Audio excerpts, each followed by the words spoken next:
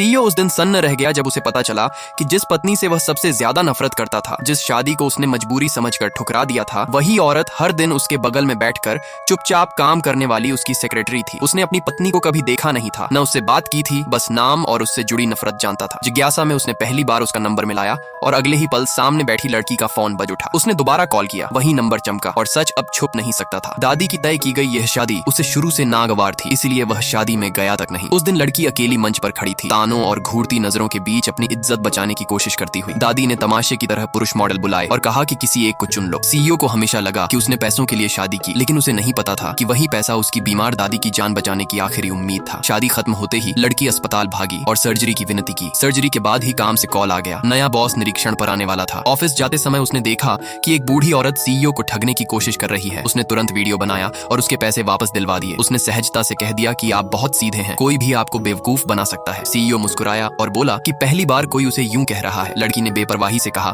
कि आप उसके बॉस नहीं हैं, इसलिए डरने की जरूरत नहीं। कंपनी पहुंचकर उसे पता चला कि नया सीईओ एक बड़े प्रोजेक्ट के लिए डिजाइनर चुनेगा। यह मौका उसके लिए बहुत जरूरी था। लेकिन जैसे ही सीईओ मीटिंग रूम में आया, उसकी उम्मीद टूट गई। जिसे उसने थोड़ी देर पहले सड़क पर टोका था, वही उसका बॉस निकला। वह घबरा गई, चेहरा छुपाया, मगर वह उसे पहचान चुका था। वह सीधे उसके पास गया।